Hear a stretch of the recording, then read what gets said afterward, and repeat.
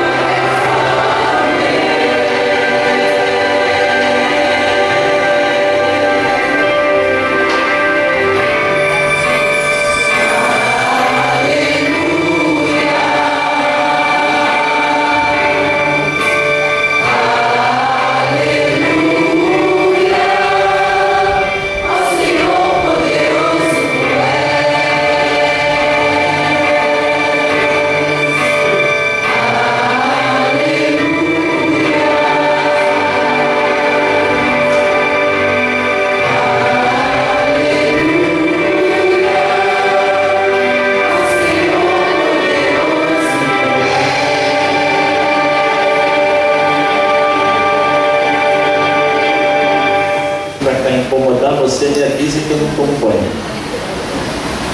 Se alguém olhar para você meio estranho assim, porque você está com a roupa do trabalho, está meio suadinho assim, saiba que eu vou ter prazer e orgulho em dar um abraço em você, tá bom? Mas Deus quer você aqui. Deus precisa ter um encontro com você aqui esta semana. Pode colocar o PowerPoint para mim, por favor? Se você fosse um bicho,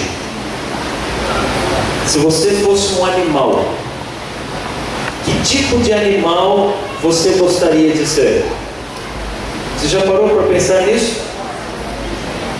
Talvez você queira ser um pinguim.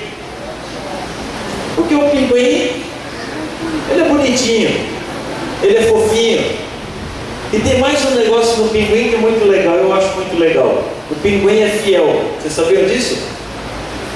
Os pinguins são fiéis. Quando o macho encontra a sua fêmea, ele é fiel a ela e ela a ele pelo resto da vida. Eles passam 6 meses em terra, 6 meses no mar.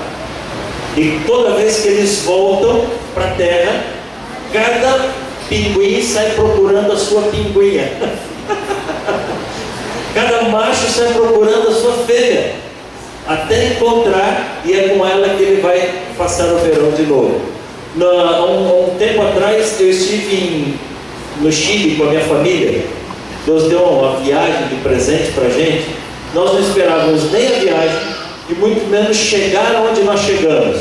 Nós chegamos aqui embaixo, no extremo sul da América do Sul, nessa regiãozinha aqui, nessa cidade chamada Puerto Natales, e mais para cá, deixa eu ver aqui, olha, em Punta Arenas.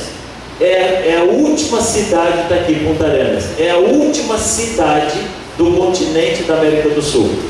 Abaixo de Punta Arenas, só a Terra do Fogo, Ushuaia aqui, mas já é ilha, não é mais continente. É ali em Punta Arenas que os navios param para abastecer antes de ir para a Antártida.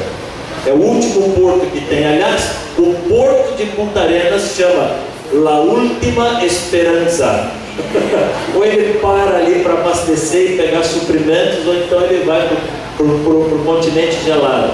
Tem um voo aqui de Punta Arenas, um aviãozinho desse pequenininho que voa devagar, que se pega o voo em 1 hora já está na Antártida. Então assim, e ali em Punta Arenas, aqui é Puerto Natales, nós chegamos até as Torres del Paine, é o início da Cordilheira dos Andes. Na pensão onde a gente estava hospedado, eu cheguei à noite, mostrei essa fotografia para a dona da pensão, ela começou a chorar de emoção. Eu olhei para ela e falei, eu também fiquei emocionado, mas assim, ela falou, não, o senhor não entendeu como o senhor é abençoado por Deus. Ali é uma região muito fria. No verão, a maior temperatura que a gente pega chega a 14, 15 graus. E chove muito. E ela disse, é muito difícil conseguir uma fotografia com o céu limpo assim, sem nenhuma nuvem. Eu tenho grupos de europeus e alemães que vêm para cá há 5 anos seguidos, mais de 20 pessoas, cada vez que eles vêm para cá, passam 15 a 20 dias tentando fazer essa fotografia que o senhor fez num dia. Aí eu chorei de alegria também, né? Agradeci ao meu Deus por isso. Chegamos até os glaciais ali, olha, isso é gelo eterno. Ninguém sabe qual é a profundidade desse gelo, porque ele entra para dentro do lago. É um lago que tem ali nas Torres del Paine. Eles tentaram já medir a profundidade do lago, mas a última sonda que eles tinham levado, ela só alcançava 500 metros. Então eles descobriram que tem mais de 500 metros de profundidade o lago, mas não sabe até onde ele vai. Tem gente que anda nesses glaciais aqui e que faz caminhada durante 2, 3 semanas, só caminhando nas montanhas cobertas de gelo. E ali nós fomos até uma ilha chamada Ilha de Madalena, onde vivem os pinguins. E o meu filho elegeu os pinguins como os animais prediletos dele. Vocês estão vendo tudo encapotado? Isso aqui é verão, viu? É janeiro. Nós estamos no auge do verão, os dias mais quentes do ano. Mas o meu filho ficou encantado. Só nessa ilha aqui são mais de 100 mil casais de pinguins. E essa época do ano, todos com os filhotinhos, cada toca com 1 ou 2 filhotinhos ali. Meu filho ficou encantado. Ele dizia assim para mim, papai, parece que eu estou sonhando, papai. Nem parece que é verdade. Até hoje, agora ele está com 12 anos de idade, mas até hoje ele lembra disso daqui, e ele ainda tem pinguim de pelúcia que ele trouxe de lá, e de vez em quando, com 12 anos, ele ainda dorme abraçado, porque tem pinguim de pelúcia que ele gosta. Mas os pinguins realmente são muito bonitinhos. E não é só que eles são fiéis. O macho ajuda a cuidar do filhote, junto com a fêmea. Eles revezam. Dependendo um pouco da espécie do pinguim, o pinguim, aquele imperial, ele procria no inverno. O pinguim de Magalhães aqui, ele procria no verão. Então, o que procria no inverno, eles se revezam a cada 20 dias. O pinguim de Magalhães, como ele procria no verão, eles revezam a cada 3 dias.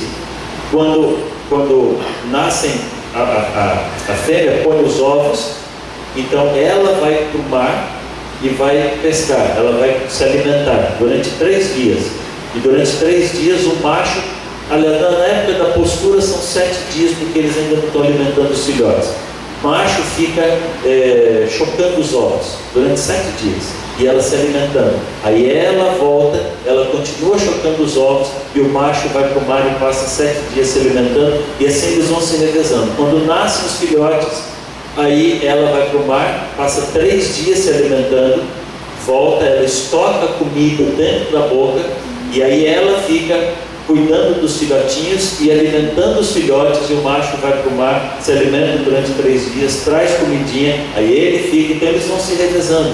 Por isso que eu fiquei encantado. Quanto mais eu estudo sobre os pinguins, mais eu me encanto com os pinguins. Mas talvez você não queira ser um pinguim. Tem outros animais. Se a gente está falando de beleza, talvez você queira ser um gato. O gato é bonito, o gato é esperto.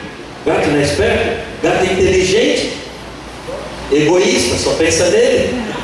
O gato não ama o dono, o gato ama a casa do dono, ama a comida do dono, ama o conforto do dono, ama a cama do dono.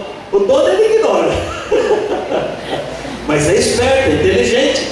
Aliás, se nós formos falar de beleza, beleza por beleza, na família dos felinos, tem felino mais bonito que o gato. Tem ou não tem? Um leopardo, uma onça pintada, um pouco menor que o leopardo aqui no Brasil. Uau, isso é muito legal. Deus me deu, em um aniversário meu, Deus me deu de presente ver uma onça pintada na minha frente.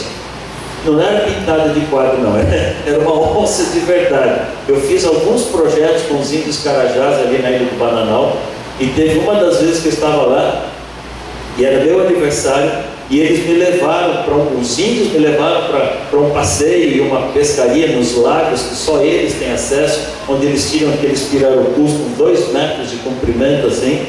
E quando nós estávamos voltando no final da tarde, na frente do nosso carro entrou uma onça e andou na frente do carro assim por uns 4 ou 5 minutos, depois ela entrou para o mato. Eu fiquei encantado com aquilo, encantado. Mas eu sei que tem felinos mais bonitos, cara. Eu sou encantado com animais brancos. Olha que lindo, um tigre branco. É bonito ou não é?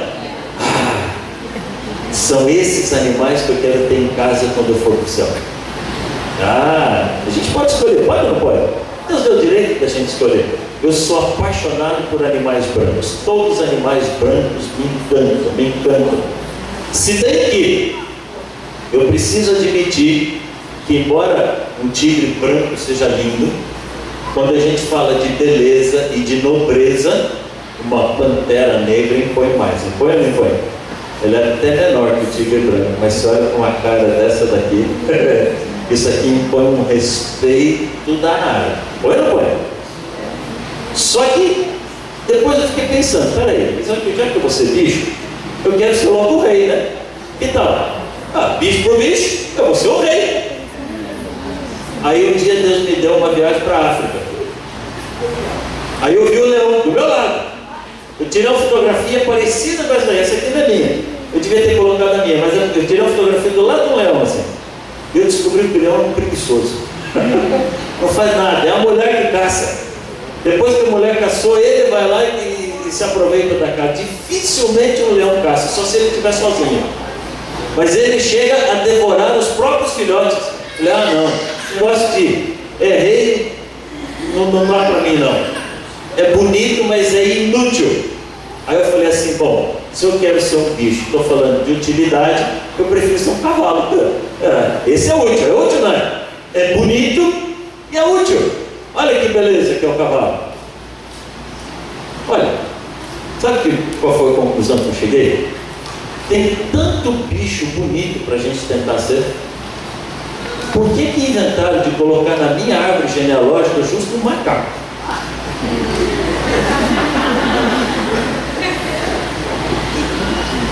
Já que queria ser bicho, podia ter escolhido um melhorzinho, né? Sabe, eu não tenho nada contra o macaco. No fundo, ele até que é bonitinho. Mas espera aí, ter um bicho desse aqui como o meu tataravô?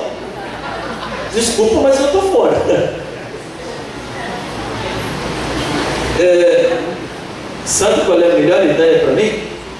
Cada macaco no seu galho. Ele no galho dele e eu no meu. Você quer uma ideia mais absurda do que dizer que o homem veio do macaco? E será que isso faz algum tipo de sentido para você? E o pior, se eu tiver que admitir que o meu tataravô foi um chimpanzé, que segurança que eu tenho que o meu tataraneto também não vai ser um? Definitivamente isso não funciona. Não sei se funciona para você, para mim não funciona.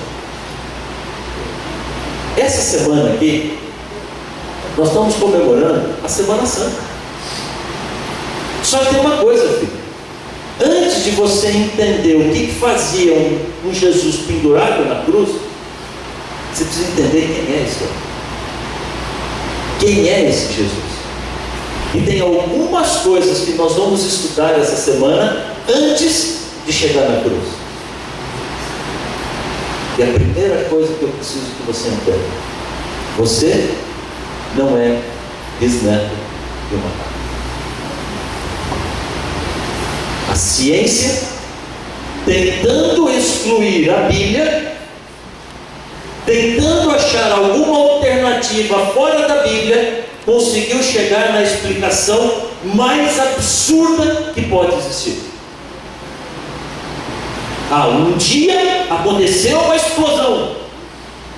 O que explodiu se não tinha nada? Explodiu. Mas se não existia nada, explodiu o quê? Não sei, explodiu. E essa explosão espalhou matéria. Mas pera um pouquinho, se não tinha nada, já é absurdo pensar numa explosão. Como é que eu vou pensar que essa explosão espalhou matéria? E tem mais, foi muita matéria. Tanta matéria que deu origem a estrelas e planetas. E as estrelas assumiram tanta matéria que elas se condensaram com tanta intensidade que elas se encandeceram e começaram a pegar fogo sozinhas. Como é que queima sozinho? Quando a gente está no acampamento, você tem madeira, você tem fósforo, você tenta acender e o negócio não acende. E o outro lá acendeu sozinho, sem nada. No vácuo, sem oxigênio, sem atmosfera, sem nada. Tudo na mais perfeita ordem. Eu não sei o quanto você já estudou do universo. O universo é um caos em ordem. Todos os corpos do universo estão em movimento.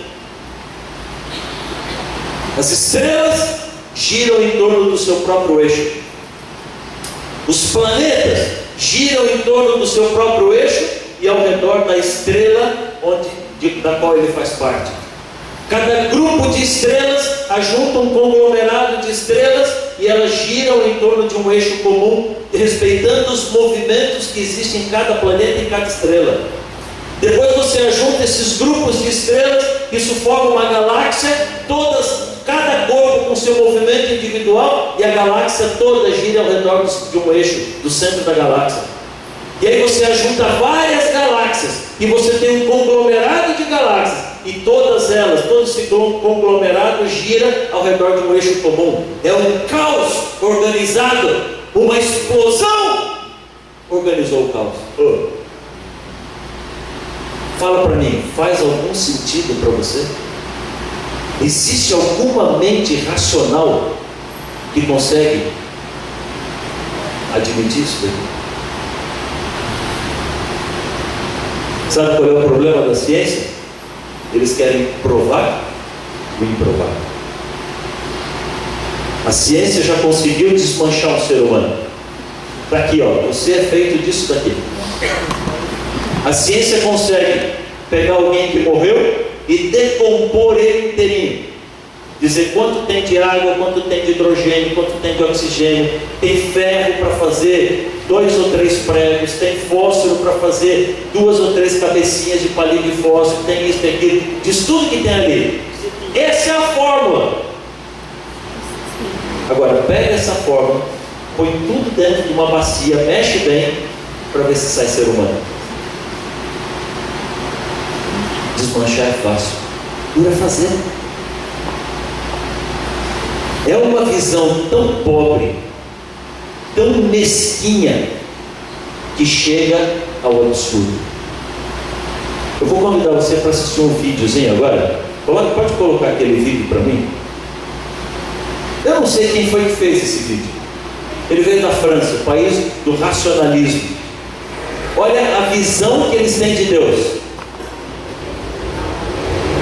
Vê se você consegue entender esse vídeo.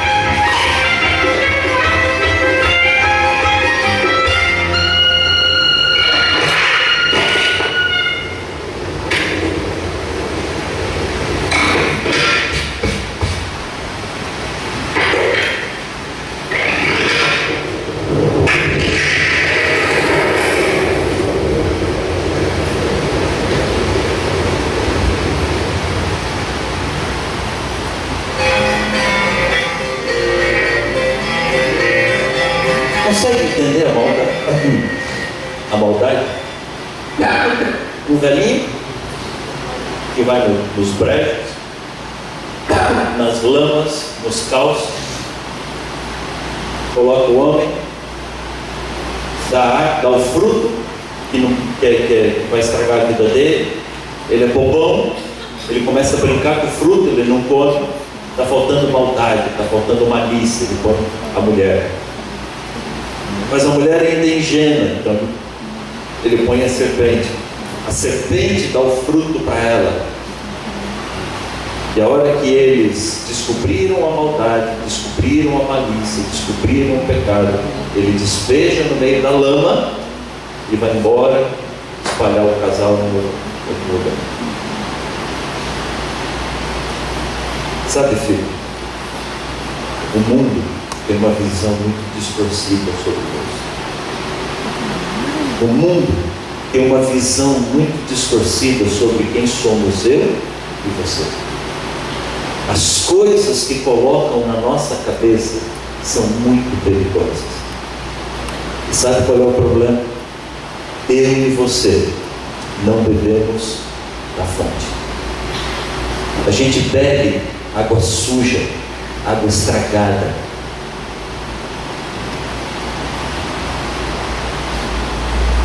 Essa fonte tem a palavra de Deus pura e verdadeira. A gente não lê a Bíblia.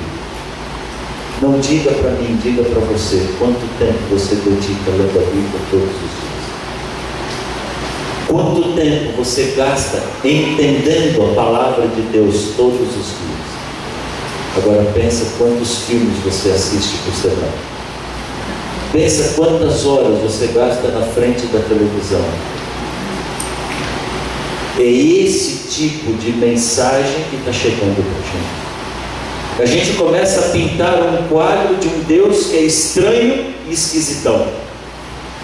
Eu leio o Antigo Testamento, vejo Deus brigando, vejo Deus matando, vejo Deus guerreando, vejo Deus mandando matar todo mundo, homem, mulher, criança, animal, tudo, destruir tudo. Eu falo assim, ó, que Deus terrível. Aí eu vou para o Novo Testamento e vejo um hippie. Não, um hippie. Jesus parece um hippie assim, cabeludão, barbudão, andando por ali, de sandália, paz e amor, bicho, tudo bem, numa boa, você está ruim, vem cá, curo você, depois você vai morrer de novo, mas agora eu curo você. E Deus para mim é isso. Deus para mim é essa porcaria que estão me vendendo, e eu me contento com isso. Por isso, quando alguém chega para mim e diz, não, Deus não existe, não, você não foi criado por Deus, você é filhote de uma ameba gosmenta, você é descendente de um chimpanzé, você fala assim, talvez até seja melhor do que esse Deus esquisitão da Bíblia. Filho, por favor, leia a palavra. Beba água pura. Olha o que está escrito aqui em Gênesis capítulo 1. Bereshit bara Elohim. No princípio criou Deus os céus e a terra. Sim, a terra era um caos. Sim, a terra era uma baderna. A terra era tohu bohu, sem forma e vazia, um caos completo. Mas Deus não despejou gente nesse caos. Deus organizou o caos. Deus preparou a terra. No começo ele disse, haja luz, e houve luz. Depois ele disse, haja um firmamento que separe as águas que estão no céu das águas que estão na terra. Depois que surge uma terra seca, uma porção seca. Depois que surjam os luminares no céu, que tenha um firmamento, uma atmosfera para proteger essa terra, para que o caos não chegue até aqui. Agora que toda a terra se cubra de vegetal, de vegetação, uma grama bonita, as flores lindas. No mundo de evolução, onde só sobrevive o maior, explica para mim por que as flores são tão bonitas, se os animais vão lá e comem tudo. Por que as flores são tão coloridas, se os animais não conseguem enxergar essas cores? Só nós somos capazes de diferenciar todos os perfumes. Só nós somos capazes de diferenciar todas as cores. A grande maioria dos animais enxerga tudo em preto e branco. E os poucos que conseguem enxergar cores enxergam só as cores primárias, mas as misturas delas, os tons e sobretons, só o nosso olho, só o olho humano é capaz de detectar. E depois que tudo estava ali, Deus colocou os animais que encheram o céu, animais que encheram as águas, animais que encheram a terra. Agora a terra estava linda e maravilhosa. Então a Bíblia diz no verso 24: aí sim Deus disse: façamos o homem a nossa imagem e conforme a nossa semelhança. E o verso 25: criou Deus, verso 27, aliás, desculpe, criou Deus o homem à sua imagem, a imagem de Deus o criou, homem e mulher os criou. Sabe o que eu vejo aqui? Um Deus que é amor, um Deus que é maravilhoso, um Deus que é apaixonado por seus filhos, um Deus que fez e faz tudo por mim e por você. Você diz assim: pastor, mas a minha vida está mais perto daquele filme do que disso daqui. Eu sei que não, mas não por culpa de Deus. A gente vai conversar um pouco sobre isso essa semana. Você precisa entender isso daqui. Os seus filhos já decepcionaram você alguma vez? Sim ou não? Os seus filhos já estragaram os seus planos alguma vez? Sim ou não? Muitas vezes. Assim fizemos nós. Estragamos os planos de Deus. Deus não deixou de amar a gente por causa disso. Deus não deixou de amar a gente porque estava tudo pronto para a viagem, a gente acordou doente, vomitando, teve que cancelar toda a viagem, perdeu a reserva no plano.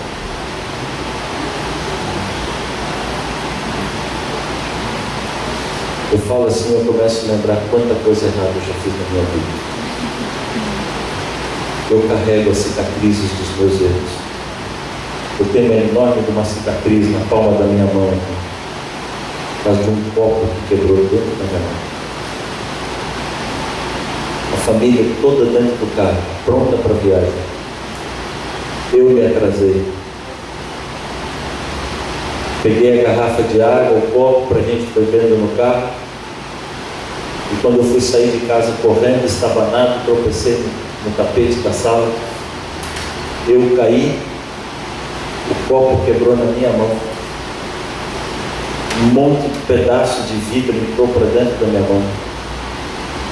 E eu destruí a viagem da família inteira. Meu pai não deixou de me amar por causa disso. Mas antes que você entenda isso hoje, eu preciso que você conheça quem é Jesus. Porque quando eu olho para o Antigo Testamento, eu tenho uma imagem distorcida de Jesus. Quando eu olho para o Novo Testamento, eu também tenho uma imagem distorcida de Jesus. Eu quero convidar você a levar a sua Bíblia lá para o livro do Apocalipse. Apocalipse capítulo 1.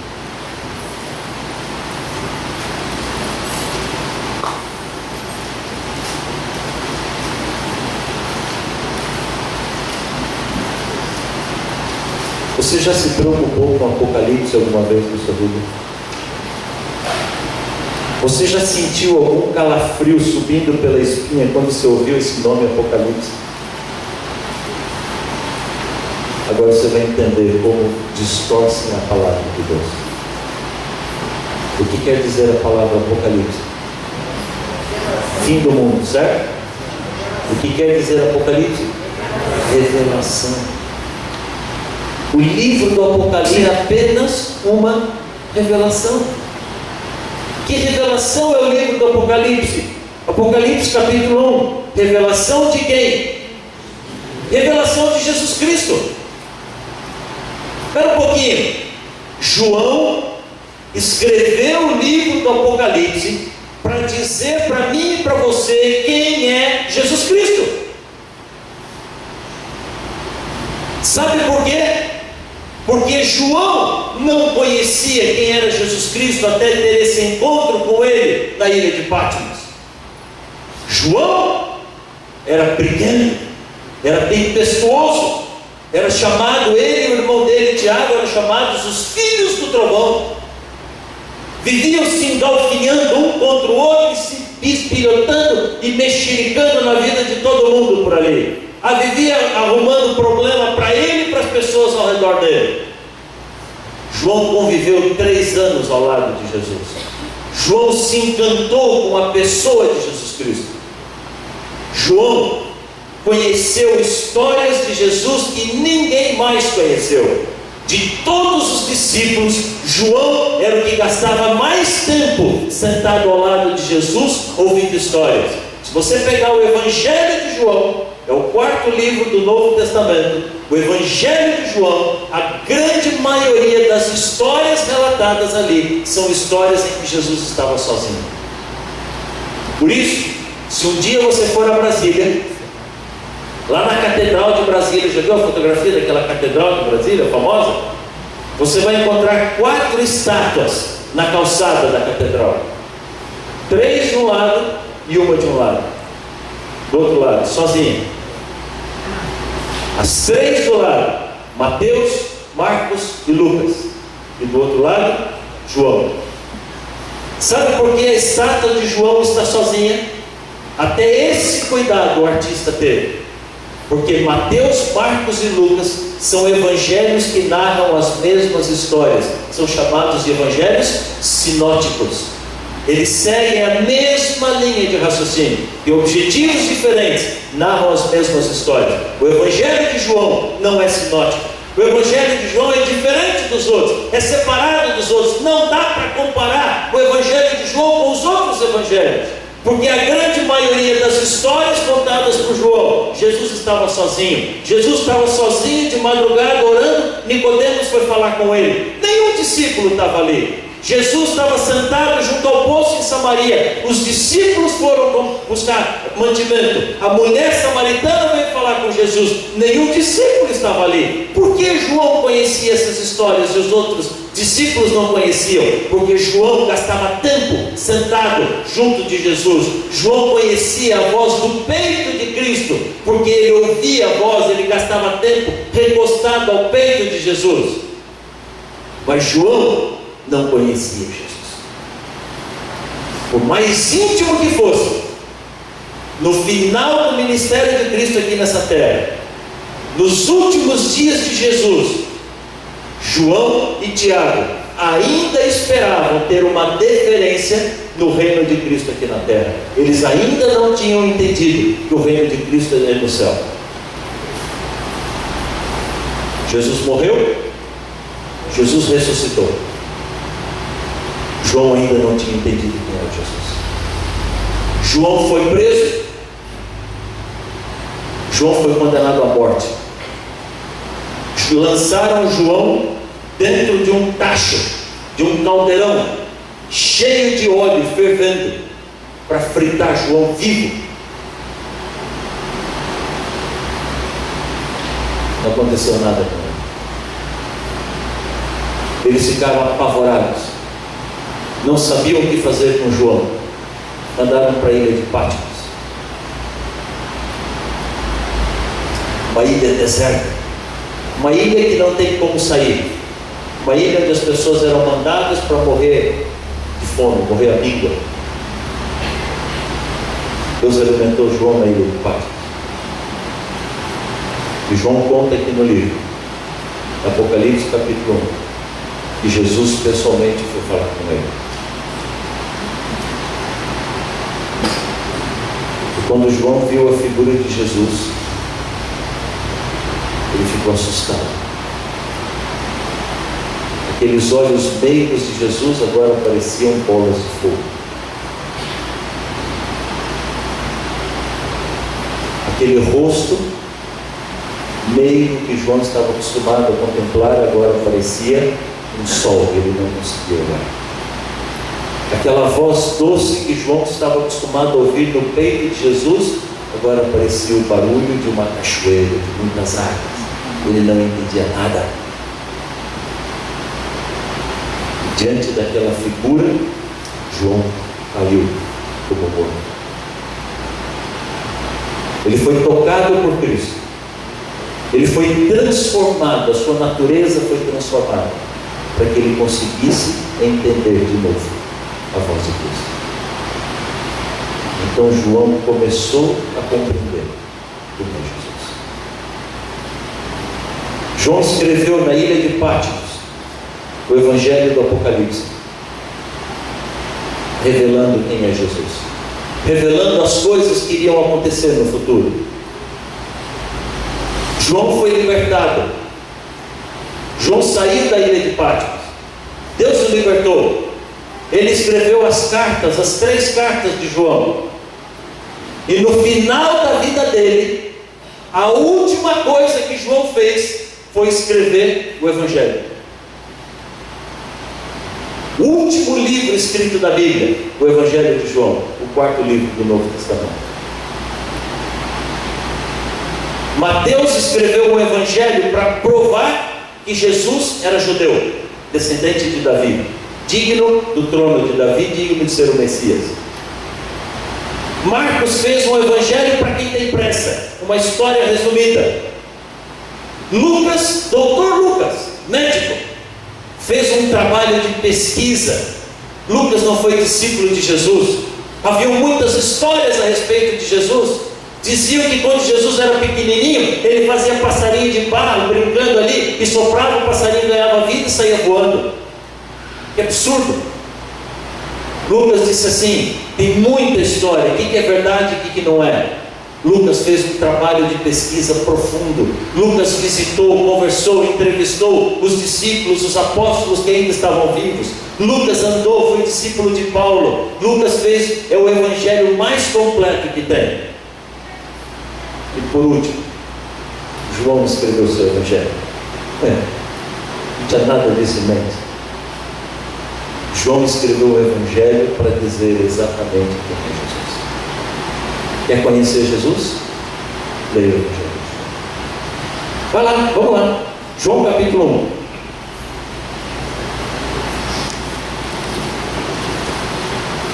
João capítulo 1.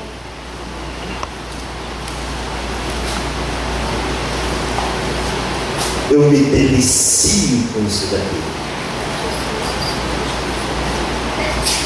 Eu fico lendo isso daqui assim, tendo empolgação e alegria. No princípio era o Verbo, era a palavra. O Verbo estava com Deus e o Verbo era Deus. Ele estava com Deus no princípio. Todas as coisas foram feitas por quem? Por Ele. E sem Ele, nada do que existe, nada do que foi feito teria sido feito. Nele estava a vida, e esta era a luz dos homens, e a luz brilha nas trevas, e as trevas não derrotaram. Verso 10: aquele que é a palavra, o Verbo estava no mundo, e o mundo foi feito por intermédio dele, mas o mundo não o reconheceu. Verso 14: então o Verbo se fez carne e fez o quê? E habitou entre nós, e vimos a sua glória. Sabe o que João está dizendo aqui? Jesus é Deus. João não tinha entendido isso. O máximo que João conseguia imaginar era de que Jesus era filho de Deus. Mas tem um problema. Ele disse ser o filho de Deus. Isso é um semitismo, é uma figura de linguagem.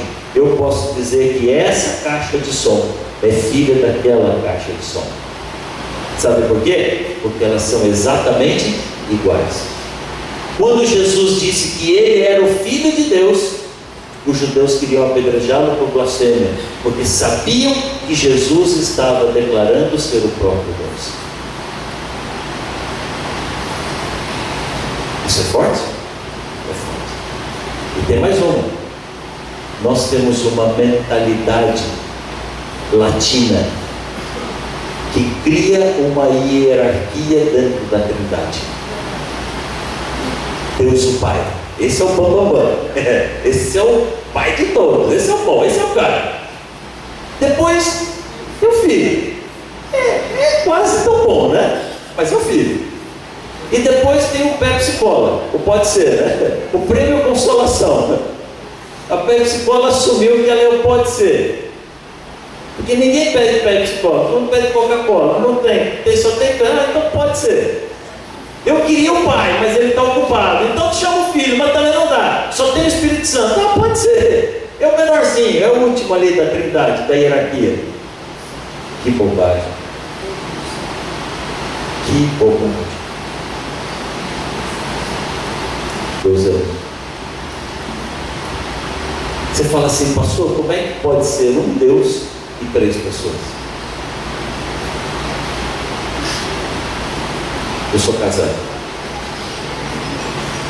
Eu sou Paulo Braga. A minha esposa é a Simone Lídio. Eu sou filho do João Bravo e da Aparecida Iglesias Bravo. A Simone é filha do Emílio Lídio e da Abigail Rodrigues Lídio. Eu conheci a Simone quando ela tinha 7 anos de idade.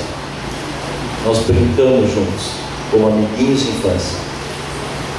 Mas um dia, quando ela estava lá pelos 15 anos, eu olhei para aquele patinho e descobri que tinha virado um cisne. Nunca foi feio, mas o cisne estava maravilhoso.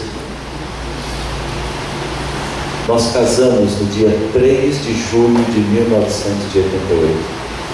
Aquele dia, a Simone passou a ser brava.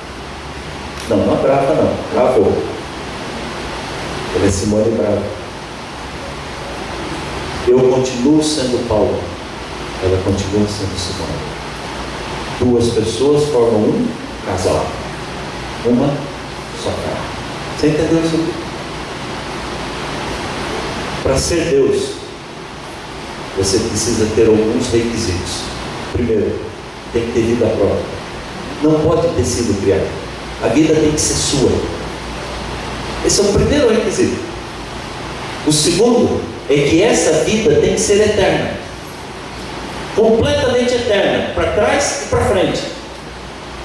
O terceiro é que tem que ser perfeito. Não pode ter falha, não pode ter erro, tem que ser perfeito. O quarto é que tem que ter poder, poder pleno, poder ilimitado, poder sem nenhum tipo de restrição. Nós chamamos isso de onipotência. Depois, ele tem que ter a capacidade de estar presente em todos os lugares ao mesmo tempo. A onipresença. E tem que ter sabedoria, conhecimento sobre todas as coisas que acontecem em todos os lugares e em todos os tempos, passado, presente e futuro. De todo o universo, só 3 seres reúnem essas características. Nós não sabemos os nomes verdadeiros deles. A um nós chamamos de Pai, a outro nós chamamos de Filho, de Miguel, de Emanuel, de Jesus, de Cristo. A outro nós chamamos de Espírito Santo. Eles podiam ter lutado entre eles para disputar poder, mas eles são perfeitos. Ao invés de lutar entre si, eles decidiram se unir em amor. E como marido e mulher se tornam uma só carne, em amor eles se tornaram um só Deus. Continuam sendo 3 pessoas separadas, independentes, com vida própria, com poder próprio, com pensamentos próprios, mas formam um só Deus. Você entendeu agora? Quem é Jesus? É um da Trindade. É um com o Pai, é um com o Espírito. Não tem ninguém melhor do que ninguém.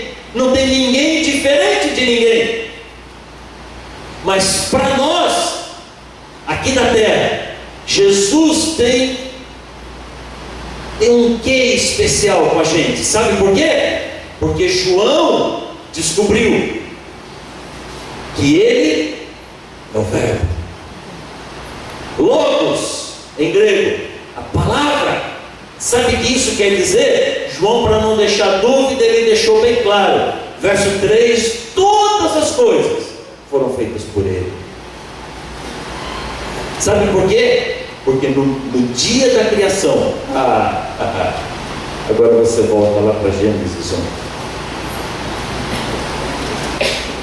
Voltamos onde começamos. No dia da criação, no verso 3, a Bíblia diz assim: e disse Deus, haja luz. Deus estava pleno nas suas três pessoas. Porque aqui, no verso 26, ele disse: façamos o homem. Deus estava pleno, as três pessoas presentes na criação da terra, mas não houve um jogral. Eles não disseram assim: 1, 2, 3, haja luz. Dos três, só um falou. Quem falou haja luz? O Logos, o Verbo, a palavra, a pessoa de Miguel. É o único da Trindade que nós sabemos o nome verdadeiro dele no céu. A pessoa de Miguel disse: haja luz, e houve luz. A pessoa de Miguel, no sexto dia, ajoelhou no pó da terra, moldou o homem com as suas mãos. Foi Jesus que enfiou a mão no barro. Foi Jesus que se prostrou diante daquela estátua de barro para soprar nas suas narinas o fôlego de vida.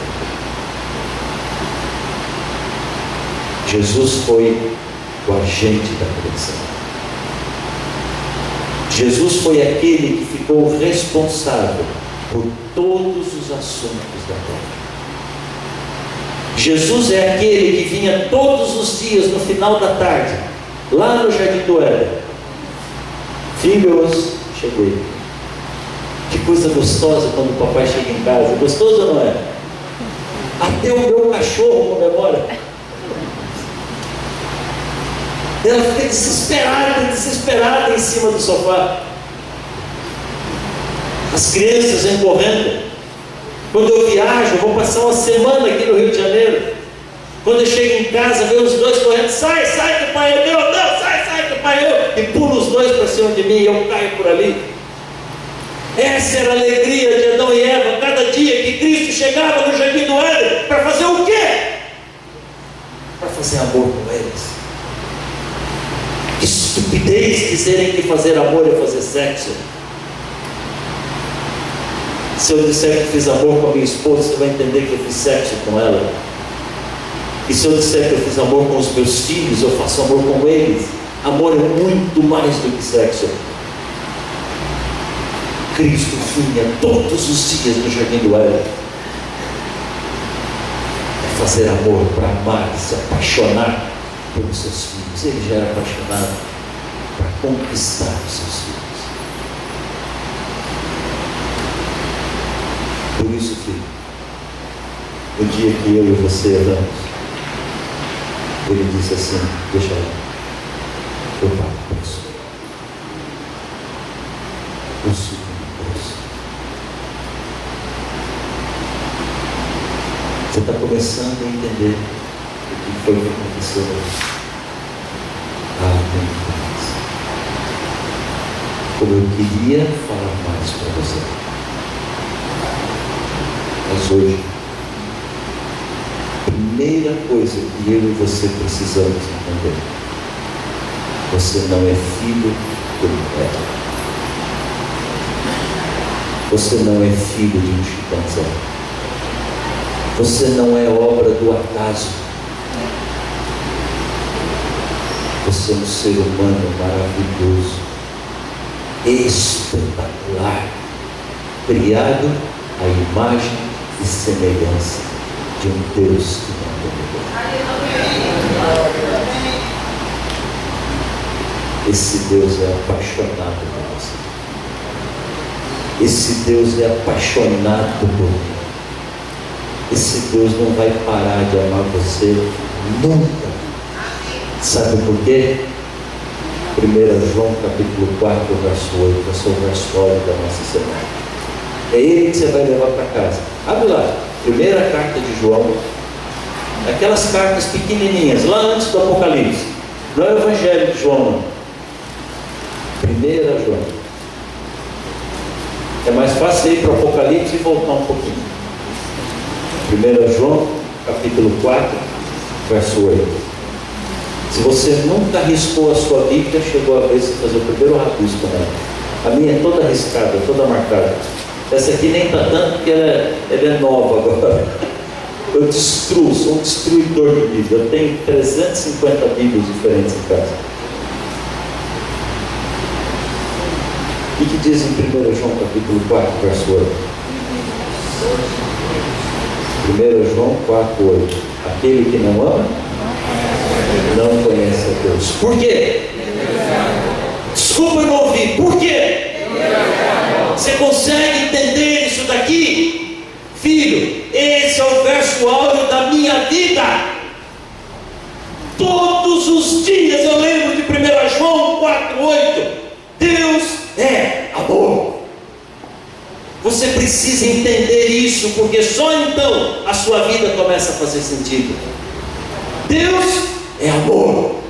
A Bíblia não diz que Deus consegue amar você. A Bíblia diz que Deus é amor. Sabe o que isso quer dizer? Eu sou bravo. Você já ficou bravo na vida, mas você não é bravo. Eu sou bravo. Todo dia eu acordo bravo. Eu já nasci bravo. A Simone casou comigo, virou bravo. Nossos filhos nasceram bravos. O dia que você quiser ficar bravo com alguém, você tem que pagar direito autoral para mim, tá legal? A Bíblia diz que Deus é. Sabe o que isso quer dizer? Se Deus tentasse odiar você, Ele não ia conseguir, porque Ele é amor. Se Deus tentasse ter raiva de você, Ele não ia conseguir, porque Deus é amor. Sabe por que Deus pegou um caos e gastou uma semana organizando e embelezando esse caos? Porque Deus é amor. Sabe por que Deus se ajoelhou no pó da terra, moldou a mim e a você com as mãos dele e soprou o fôlego de vida nas nossas narinas? Porque Deus é amor. Sabe por que ele vinha todos os dias no final da tarde conversar com seus filhos? Porque Deus é amor. No dia que nós falhamos, sabe por que ele subiu numa cruz? Porque Deus é amor. Filho, a primeira coisa que eu preciso que você entenda: Deus é estupidamente apaixonado por você. Não importa o que você faça, não importa o quanto você tente, Ele não vai deixar de amar você. E Ele está aqui do teu lado, querendo mudar a sua vida, querendo melhorar a sua vida. Você precisa gastar tempo com esse Deus que é tão apaixonado por você. Não sou eu. Ele está convidando você para ver ele caminhar. Amanhã é o dia mundial da ressaca. Ou segunda-feira miserável. Mas sabe uma coisa? Convida Deus para trabalhar com você. Você vai ver que as coisas são melhores. Convida Deus para ir para a escola com você, para ir para o hospital com você. Você vai ver que tudo fica melhor. Aceita o convite dele para vir aqui amanhã. Deixa Deus trabalhar no seu coração. Ele está dizendo assim: filho, eu conheço cada célula que eu tenho. Eu conheço cada fio de cabelo que você tirou do pente hoje de manhã. Eu conheço cada grão de arroz que você comeu hoje. Eu conheço detalhes da sua vida que você não lembra mais. Eu sei de histórias a seu respeito que você nem imagina. Deixa eu cuidar de você. Você pode tentar sozinho. Mas cedo ou mais tarde, você vai descobrir que Deus é tudo melhor. Quero convidar você a fechar os olhos. Ter uma conversa muito gostosa com esse Deus que é tão apaixonado por você. Feche seus olhos. Filho de Deus,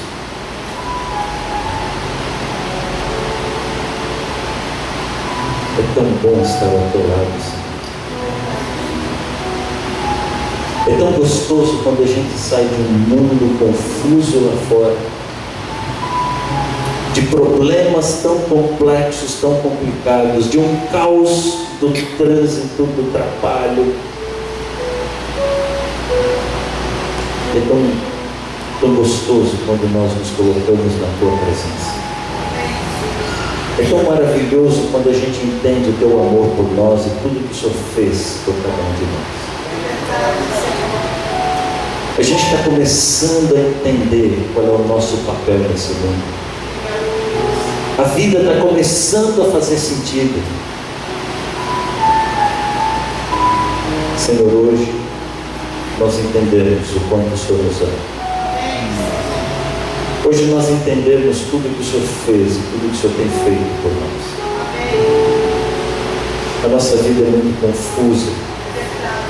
O Davizinho nasceu pequenininho, cheio de exames para fazer, cheio de tratamentos. A cada dia nós olhamos para a injustiça e para os problemas ao nosso redor. Mas quando nós nos colocamos na tua presença, as coisas são muito melhores. A dor começa a ser aliviada, o sofrimento começa a diminuir.